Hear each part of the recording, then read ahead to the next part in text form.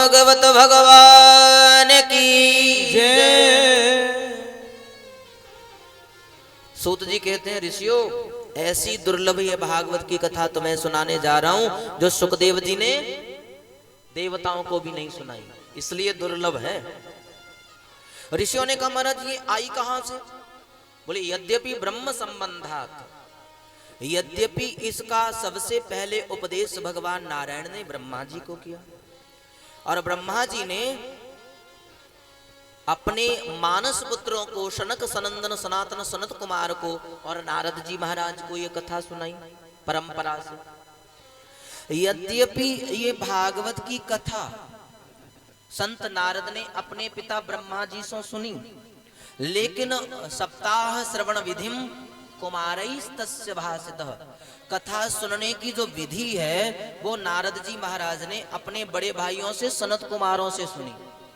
किससे सुनी भाई? कथा तो अपने पिता ब्रह्मा जी से सुनी नारद जी ने, लेकिन कथा सुनने की जो विधि है वो अपने बड़े भाइयों से सनत कुमारों से सुनी।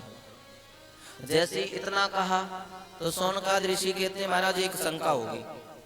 बोले क्या है? महाराज हमने सुना है कि नारद जी एक जगह ज्यादा देर ठहरते नहीं और सनत कुमार बद्रीनाथ धाम छोड़कर दूसरी जगह जाते नहीं, फिर इन दोनों का मिलन कहाँ हुआ और कैसे सनत कुमारों ने नारद जी को कथा सुनने की विधि बताई? तो सूत जी कहते हैं ऋषियों मैं तुम्हें एक बड़ा सुंदर आख्यान सुनाता हूं। एकदा हि विशालायां चत्वारः ऋषयो मलाः सत्संगार्थं समायाता ददृशुस्तत्र नारदम्। एक दिन बद्रीनाथ धाम में ब्रह्मा जी के चारों मानस पुत्र सनक सनंदन सनातन सनत कुमार सत्संग करने आए थे। अभी इनका सत्संग प्रारंभ नहीं हुआ था। इनकी नजर पड़ी तेजी से जाते हुए नारद बाबा के ऊपर। नारद जी को जैसे ही इन्होंने देखा, नारद जी का मुख मुरझाया हुआ है। चिंता से आतुर देवर्षि नारद त्वरितम शीघ्रता से चले जा रहे हैं और संतों को किसी का दुख देखा नहीं जाता। नारद जी दुखित दिखाई दिए तो सनत कुमारों ने पूछ लिया, कथम ब्रह्मन् दीन मुख कुतश्चिंतातुरो भवान। हे ब्रह्मन् ब्रह्मणा अपत्यम पुमान नारद कथम दीन मुख। हे ब्रह्मा जी के पुत्र नारद तुम्हारा मुख काहे को मुरझाया हुआ है, क्यों कुमलाया हुआ है? कुतश्चिंतातुर, आप चिंता से आतुर व्याकुल मालूम पड़ते हो। त्वरितम गम्यते कुत्र, त्वरितम शीघ्रम, इतनी तेजी से कहां भागे जा रहे हो? कुतश्च आगमनम तव, वेयर आर यू कमिंग, आप आ कहां से रहे हो?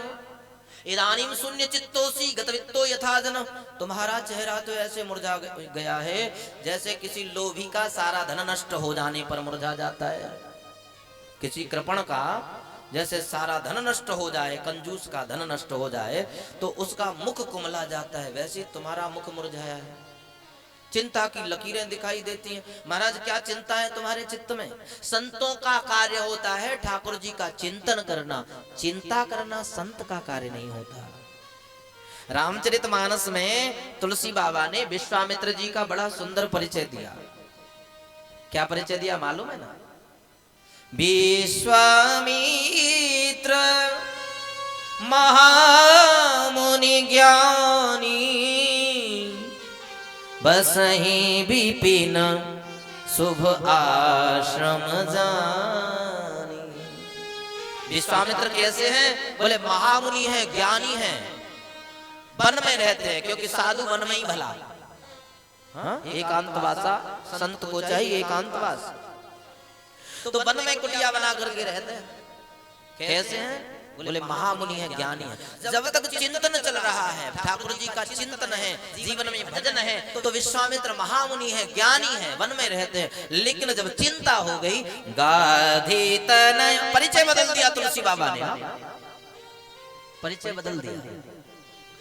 गाधी तनय मन चिंता व्यापी हरि बिनु मरहि न निशिचर पापी। जब तक संत चिंतन कर रहे हैं तब तक महामुनि है, ज्ञानी है, लेकिन संत को जब चिंता आ गई, गादी के पुत्र के रूप में परिचय दिया तुलसी बाबा ने, बोले चिंता करना सामान्य व्यक्ति का कर्तव्य है, चिंतन करना संत का विषय है। चिंता संत को नहीं होती, जो चिंतन करता है उसको चिंता नहीं होती, और जो चिंता करते हैं उनसे चिंतन नहीं होता। जो मेरे ठाकुर जी का चिंतन करता है उसकी चिंता ठाकुर जी को होती है, क्योंकि तेरे हाथों सौंप दी अपनी जीवन डोर, कभी बिगड़ती ना सुनी उसकी नंद किशोर, उसकी नंद किशोर। जिसने तेरे चरणों में अपने जीवन की डोर को सौंप दिया उसका कोई क्या बिगाड़ सकता है। चिंता हो गई संत के मन में। नारद जी का मन चिंतित दिखाई दिया, संतों को चिंता होगी, नारद को चिंता। चिंतन करने वाले को चिंता हो जाए तो चिंतन कैसे होगा, और चिंतन नहीं होगा तो ठाकुर जी दूर चले जाएंगे। नारद जी को पूछा क्या चिंता है। नारद जी ने चरणों की वंदना की, सनत कुमारों की, और कहा महाराज मेरा बड़ा भाग्य है जो आपका दर्शन मुझे हुआ, क्योंकि आपकी महिमा से तो तीनों लोक मंडित हो रहे हैं, तीनों लोक आपकी महिमा को जानते हैं। आपकी महिमा का कोई क्या वर्णन करेगा। आपकी जरा सी भौएं टेढ़ी हो गई, किसके ऊपर? बोले भगवान नारायण के बैकुंठ के द्वारपाल जय विजय के ऊपर, तो उनको 3 जन्मों का राक्षस होना पड़ा पृथ्वी पर। तो तुम्हारी महिमा तो महाराज अलौकिक है, आज आपका दर्शन मुझे हुआ है, मतलब संत का दर्शन हो गया तो जीवन में कुछ अच्छा होने वाला है। आपने पूछा है कि मेरी चिंता का विषय क्या है, तो महाराज सुनो, मैं तीनों लोकों में सबसे श्रेष्ठ जानकर पृथ्वी पर घूमने गया। कहाँ गया? मृत्यु लोक में। और पृथ्वी पर भी कहाँ? पुष्करम च प्रयागम च काशीं गोदावरीं तथा। महाराज पुष्कर गया, प्रयाग गया, काशी गया, गोदावरी गया, हरिद्वार गया, कुरुक्षेत्र गया, सेतुबंध रामेश्वरम गया, सभी तीर्थों में मैंने भ्रमण किया, लेकिन कहीं भी धर्म होते हुए मुझे दिखाई नहीं दिया। अच्छा एक बात बताओ, कोई जुआरी कहीं बाहर भी जाएगा तो क्या ढूंढेगा? कोई जुआरी अगर कहीं बाहर भी जाएगा तो क्या ढूंढेगा? अरे जुए का अड्डा कहीं फड़ लगा हुआ मिल जाए, प्रेम से बोलो। शराबी क्या ढूंढेगा? दारू का ठेका। और संत जिनको हमेशा चित्त भगवान के भजन में ही लगता है, दूसरी जगह कहीं चैन नहीं पड़ता, वो कहीं आएंगे तो क्या ढूंढेंगे? अरे कहीं कथा मिल जाए, कहीं कोई सत्कर्म करने वाला यज्ञ अनुष्ठान कहीं हो रहा हो, कहीं भगवान का कीर्तन हो रहा हो। नारद बाबा यही देखने के लिए पृथ्वी पर आए, लेकिन कहीं भी ऐसा दिखाई नहीं दिया।